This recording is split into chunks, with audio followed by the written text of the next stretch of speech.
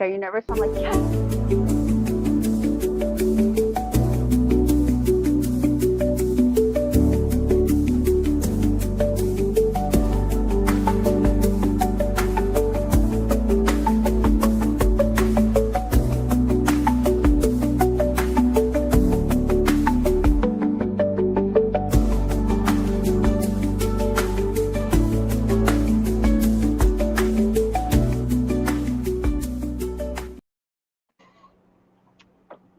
Hello, everybody. What happened to our music?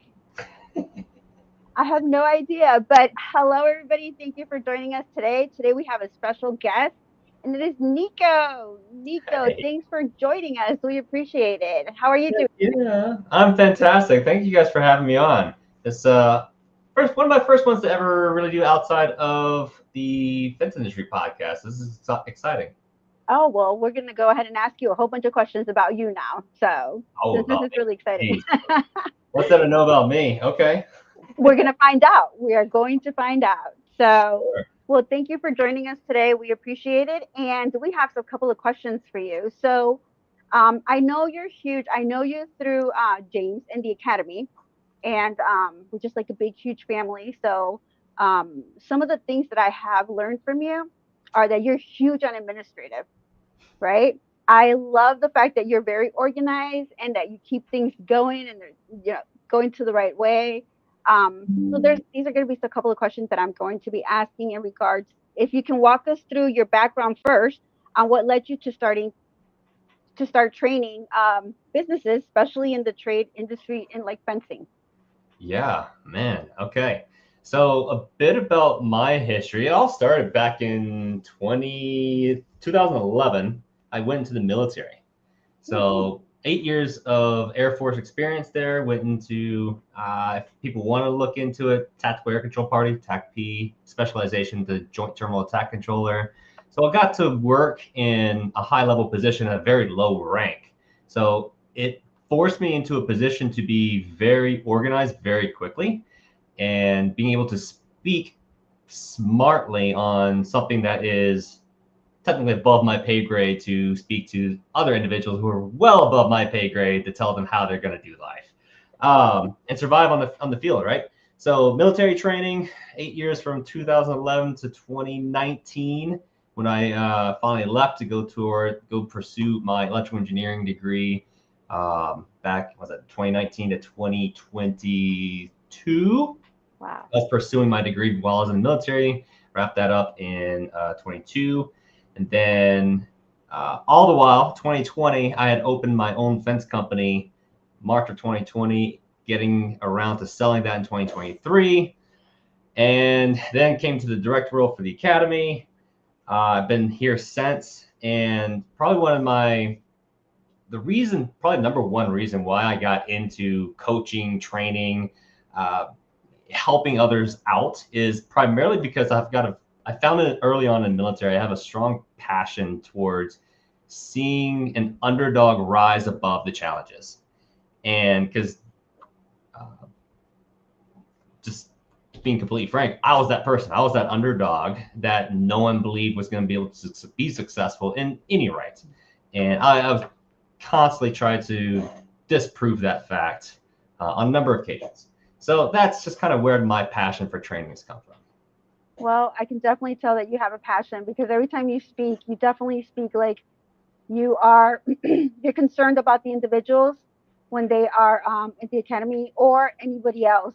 So thank you for that because I've been also been a receptive person to gaining some of your knowledge. So I Hmm. appreciate that.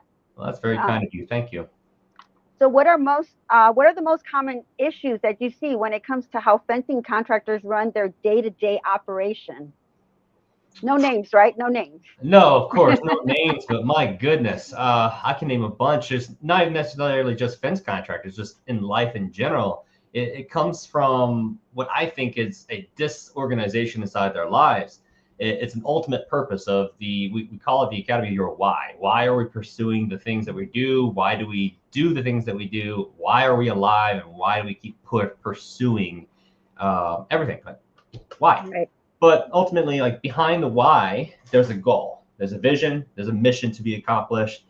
if we're inside of the fence industry and we're owning our own companies, then what is the business trying to achieve? Is the business trying to achieve your own livelihood? So you're just an owner operator, one man doing every single hat inside under the sun? Great. Well, the ultimate purpose in that case is to support yourself and your family, which is, my goodness, bless you guys for all you who do that, because that is probably the most difficult positions to be in. And the next step further is trying to support team members under your purview to help them stay alive and grow in their own rights. So I think that's the most common thing. It's just understanding what your mission and your goal is, not just from a personal standpoint, but from a professional standpoint. What is your ultimate goal? What is your team's goal? What are you trying to go after and pursue? Yes, definitely. Why do you think administrative systems are often overlooked in skilled trades like fencing? Oh, I think that's a pretty simple answer. It doesn't make you money. That's a common thought process, right? So administrative tasks are not going to make you money, not in the truest of sense, because we know if we try to scale, administrative tasks is very much a crucial part of the business. Daily operations do not survive without administrative tasks. If you are the owner operator, then administrative tasks can be scaled down significantly to just managing the bare minimums. But the second you take on a second person, even if it's just a helper, just being able to understand what systems can help you organize your life and your professional aptitude will help yourself and your team member be able to grow and support each other. I definitely agree with that. What would be one piece of advice that you would give? I see a lot of contractors wear many hats, right? They're answering the phones, they're putting in leads, they're putting posts up, they're doing all these tasks, and it really burns their day, and it's a burnout for them, right? So what would be a tip that you would give them? Are you saying like what are the tips to help support that individual? Yes. Ooh, getting organized. I guess being just organized. If you're a single owner operator, having all of your documents in a location that is easily accessible and available at any given point in time at any location, I think that's step one. If you've got your business EIN at a very easy location, along with your certificate of insurance, if you have, I'm forgetting the term for the commercial side of things, but if you are, you have all of your documentation in a row, then you won't really have too much of an issue. But that's the biggest thing.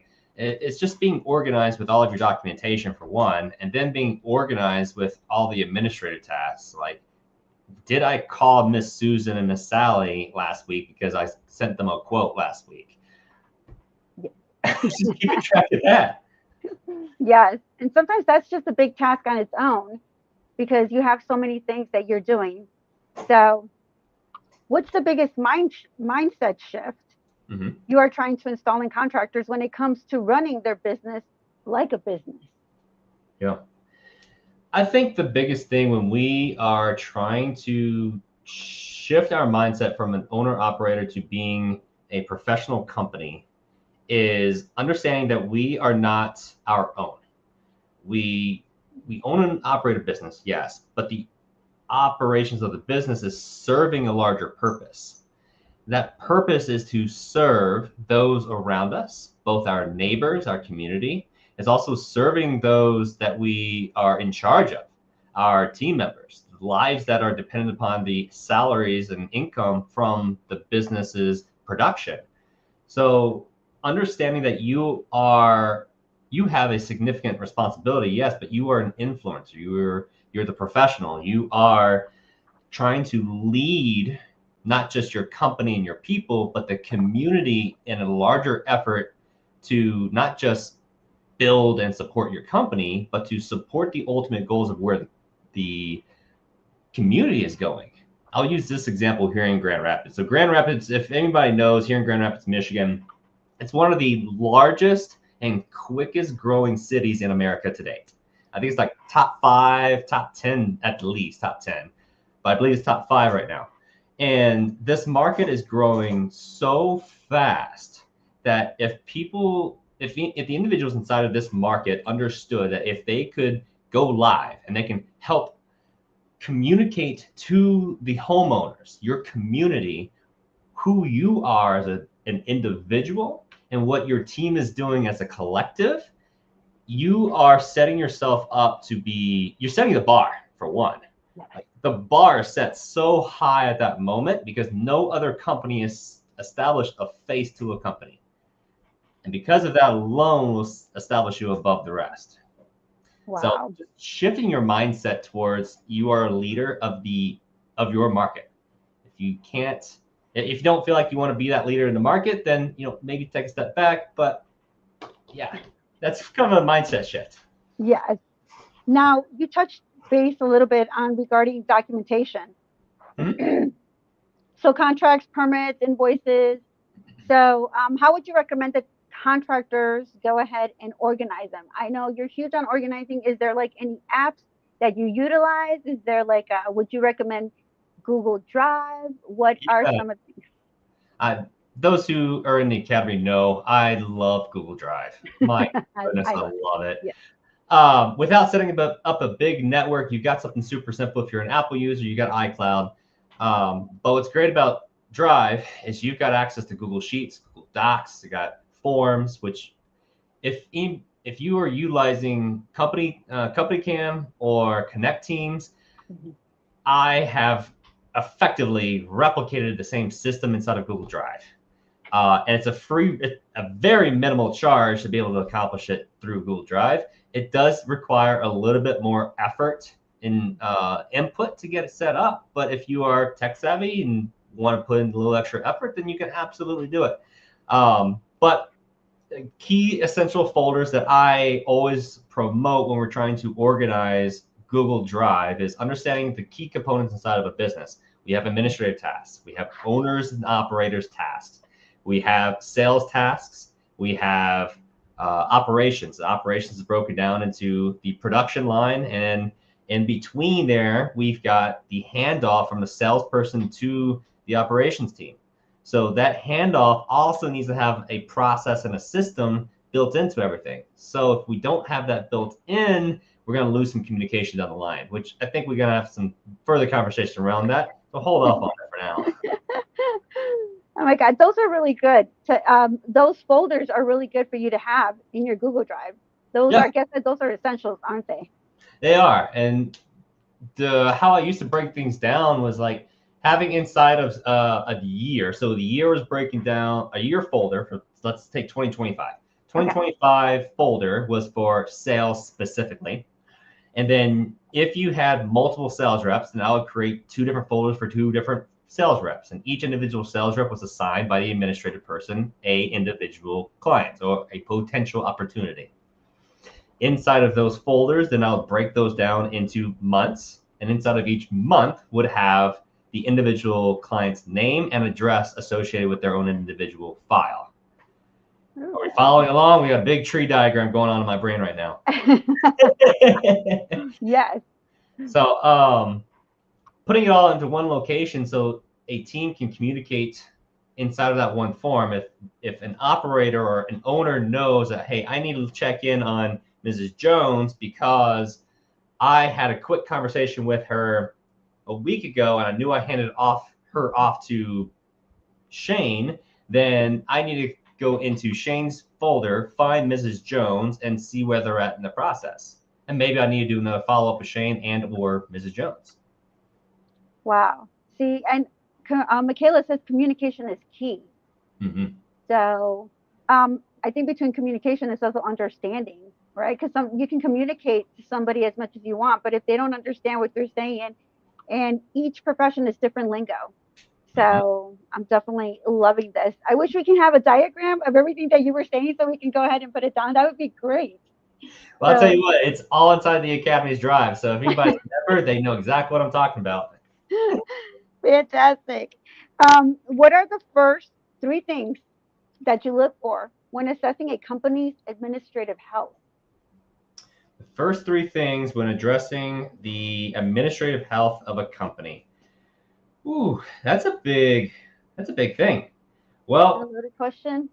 yeah, so I would probably address very first thing is communication, right? So is there a communicate? Michaela just spoke on a communication. Communication is absolutely key. Um, I actually broke it down like this. So the very first thing that we need to address is our leadership strength. Like, what is our strengths and weakness inside of our own selves as the leader of the company? If we are lacking in a communication role, we need to heavily focus on improving our communication, whether that's a process, a system, our own internal processes. And, I talk about it like this too. I'll take a step back. We ourselves as leaders filter from the oasis that we've built inside of ourselves. Our oasis cannot, or our water cup cannot go down from the stream, from the big oasis on top of the mountain. It cannot go off the mountain and stream down if it's empty. Yeah. A leader cannot lead if we do not take care of ourselves first and foremost. There are situations where we gotta sacrifice of ourselves to help others. So understanding where your leadership strengths lie is going to help you understand how you best not just communicate, but to help those around you and your team. So understanding your leadership strengths and weaknesses, setting up and establishing communication processes and systems, including triggers. Triggers, we can talk about that too, but triggers is the big thing. And then finally is feedback loops, establishing and identifying not just if you've got weaknesses inside your communication systems, feedback loops are absolutely missing. We need to identify where we're missing those systems and processes, where everything's breaking down.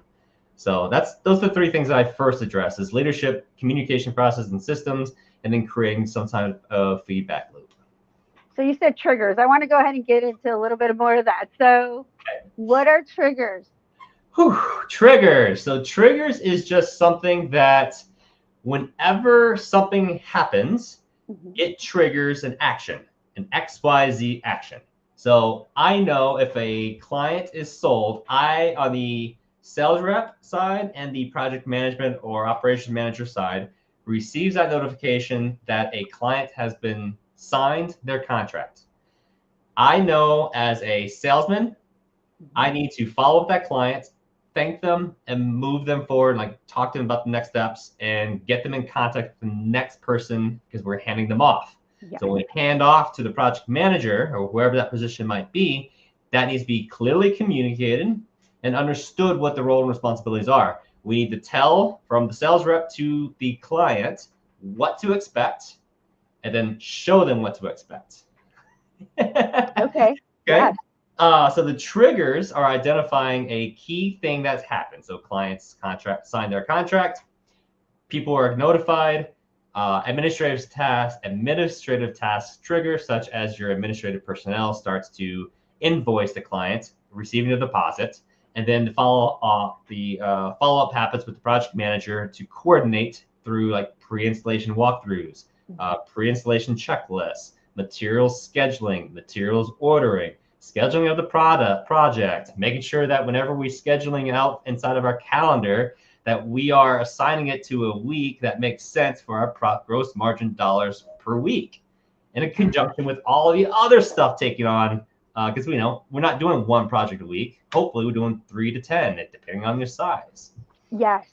No, my gosh, that is so important. Triggers are definitely important. And then also, how do you follow up with those other individuals, making sure that they got triggered, that they follow through with that process? Because a lot of times, So not follow-up speaking from process, experience, just Yeah, so you're talking about follow-up processes within your own team. Yes. Okay. So follow-up processes within your own team. Every team's going to have their own. Yeah. See, like Sylvia's talking about Jobber. Jobber is great. That's a great CRM. There's others out there. Contractor Accelerator. You've got Elite Technique. You've got Job Nimbus. Like, shout out to the big four there. But CRMs is a great way to automate some of these tasks. But outside of a CRM as an example, how do we identify some of those internal triggers for our people to follow up on? It could be an internal process or internal system. So talk about Connect Teams as an example. We know that I'm gonna use an on the job site example. Okay. So let's say a foreman is out there doing the job and they've identified that they are missing a couple of 2x4s or whatever to actually finish the project. Well, the ideal situation is not the foreman or a installer leaving the job site to go pick up the materials. So we need a communication process. So that triggers, we've identified an issue through, I'll talk about it in a moment, but it's called OODA loop, OODA loop. It's just a decision-making matrix. We'll talk about it, I promise. Okay. The foreman goes through their own OODA loop system, their matrix, and identifies what the issue is. They communicate where the issue is residing and determine what the proper decision needs to be to fix the issue. We've identified that we're missing some 2x4s. I cannot leave my job site. Therefore, I need to identify someone who can acquire me a couple of 2x4s to accomplish this job. Let me hop on Connect Teams, say, hey, whoever's available, I need 6 2x4s to this address. We need them by 10 minutes ago, ASAP. Yes. Cool. We've established a trigger within the system, and we know that we can move forward with the system. Once we hand that off to whoever's identified, they self-elect it. I'm going to grab them. Our office guy, our shop guy, project manager, whoever is going to identify and find those 2x4s and hand deliver them to the site for a on-time completion. Look at that. Now, you went ahead and set a trigger off. Okay. What's the Honolulu or what's the loop? Oh, the OODA loop. OODA loop. I don't know if there's a chat in here. OODA loop is a military term. It's actually a Air Force pilot, if I'm not mistaken. Some general way back when came up with the term. OODA loop just means observe, orient, decide, and act. And it's a loop because it's just constant. It's a decision matrix. So we observe, meaning we collect the information that we are either missing or need to find. We orient, so we assess the situation that we are currently in. Assessing also means different courses of action. Okay, and so decide means that we just need to choose one, and then we act upon it. Now, when we act upon that decision, we can't second guess it. We act upon it with aggression. We finish through what that object is until we hit a snag. If we hit a snag, or we just re-enter OODA loop. Wow. I like that. I really like that. So, I mean, now I know what Sean says when he collects nuggets, because I'm like collecting nuggets. I'm trying to write as fast as I possibly can. So. It's a good thing it's recorded, right? Yes, definitely. Definitely. So we talked about some platforms. Sylvia went ahead and talked about a platform here. Hello, Sylvia. Thanks for joining us. We appreciate it for our administrative kind of talk. Yeah. So we're getting some little tips from Nico, because he is definitely organized. Trust me, I know he's organized. Okay, so what are your approach to helping a business owner delegate without losing control? So you've mentioned some platforms, you've mentioned those triggers, you've mentioned setting people up in those positions, right? So, but the owners are completely a different kind of animal, right? Yeah. So you have your administrative, and then you have your production, and so on and so forth. But the owners, from losing control. Yeah. I think that's probably the most difficult skill a leader and an owner can learn. It's probably the most difficult because we have a lot of pride as owners. We care about the thing that we've built. But what's funny is the power is actually not from owning the system or owning the company. The power comes from empowerment, actually empowering those around us to make decisions. What's powerful about that is, Grant Cardone talked about the 10X initiative, right? So 10X, we cannot achieve 10X by doing it ourselves. We have to achieve 10X by empowering those around us, those that we trust. Now, trust is not lightly given. Trust is built. But we also need to be strong leaders to be able to communicate and lead those individuals to success. Like train like your life depends on it. Probably one of the biggest, I think, catch-20s that we always get into is like, I want to scale, I want to grow. But the most common thing that breaks is the most common thing breaks whenever you scale is that communication piece. It's the training piece. Like you bring on a new person, that person is not trained, and all of a sudden you don't have time to train the new guy. And then all of a sudden the new guy's not happy and you don't get quality product. Like, what's happening here? It's because you haven't properly trained the guy. Right. Take a moment to slow down, to speed up. In the military, we also call this the commander's intent. So in commander's intent is just simply stating what the goal of the mission is. Now, the mission can be broken down inside of a defense company in multiple different ways. It can be broken down inside of an individual project. So a project manager's intent, to break it down, right? So a project manager's intent would be to complete the installation of this 6-foot flat top white vinyl fence, 24 sections with a double drive and a single walk gate by the completion of 3 o'clock tomorrow afternoon, with cleanup and haul away of any debris. Great. So you've got your direct task, the mission per se, that is being given to you by the project management's intent. We got the intent. The foreman now has to take that intent and break it down into sizable chunks to complete the mission or complete the project.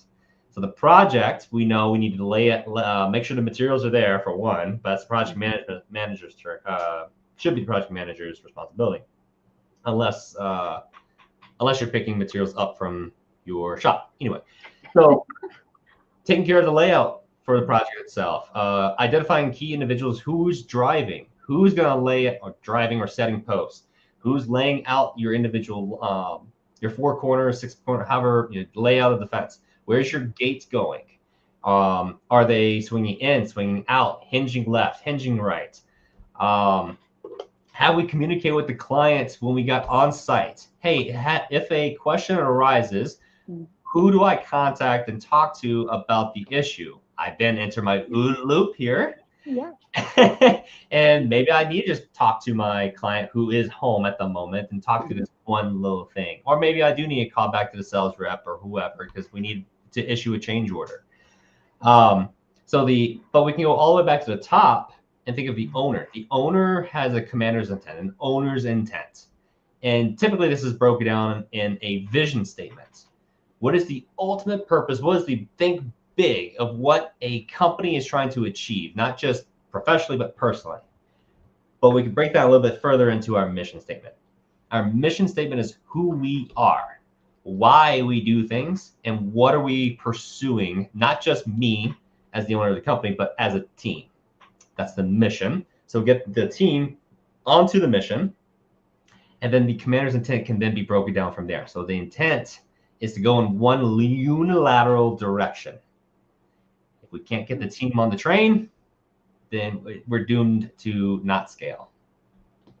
I love the way that you're putting things because to me, the simpler it is, the better it is. I can imagine what you're saying and I can see it. So that's easier to implement at that point, right? I'm glad to hear that. Absolutely. And just one more, I know everybody talks about this, SOP. SOPs are so important, right? So tell me, what does a well-structured SOP, standard operation procedure, just in case, actually look like for a fencing company? Okay. Standard SOP, standard operating procedures. Well, I think an SOP would be clear. It would be extremely clear to the point where it's like, it's simple, stupid. In the military, an SOP is like when we're deployed, there's a SOP. We cannot engage a target without certain parameters being met, right? Well, in this instance, we cannot build this fence unless the posts are driven first. Right. Seems simple, Makes sense. Yeah. but you might be surprised. Depends on if you're chucking the truck, right? True. Very true. Yep. So understanding what your SOPs say, not just as yourself as a leader, because you're the one developing them, but being able to clearly communicate to your team what they are and define what they mean. So like some of the steps we can identify is like final job site cleanup. What does a cleanup look like? How is it accomplished? Who does it? When does it get done? To what extent do we clean up? Yeah. Hey, there was an existing excrement on this yard. Do I pick that up? Well, that's a whole other conversation. Is our mission to meet expectations or is it to exceed expectations of the client? Right? If there's dog feces there, maybe I pick it up so I can exceed those expectations. And I don't tell the client about it. I just do it because it's something to exceed expectations. Right. Additional things like an SOP, we can define how do we do a client walkthrough or a pre-installation walkthrough video. Why do we do it? How do we do it? Talking about invoicing and follow-ups, like how do we do it? Why do we do it? When do we do it? And, I always revert to the 5 W's: the who, what, when, where, why, and how. Yes, definitely. I love all this information that you're giving us, and I'm sure that a lot of people are going to go ahead and benefit from it. Again, I wish we had like this little board that you could just write it down and that way you can see it. Because I am such a visual person, right? If somebody tells me do something, I'm like, give me the shovel. I want to go ahead and dig so that way I know how I'm doing it. So I want to thank you. And also, before I say thank you, an SOP is so important because that way it's less time that you have to train somebody. Yeah, absolutely. So yeah, definitely. Hello to everybody that went ahead and logged on. We appreciate you coming on and listening to us talk about administrative because it's so important. Like Nico said, it's definitely part of the internal job, right? I think they work together, parallel to each other, right? You can't have one without the other one, and it's good with communication. And our staining company provides step 1 through 10. There you go. Yes, there you go. Step 1 through 10. So again, Nico, we want to go ahead and thank you for coming on. We appreciate it. We might have to ask you back to give us some more administrative tips. I mean, I love it. That is definitely my forte. So thank you, everybody, for joining us. And thank you, Nico, for coming on. And don't be surprised if we ask you to come back. Absolutely. Thanks for having me. Blast. All right, guys. Bye. Thank you. You guys.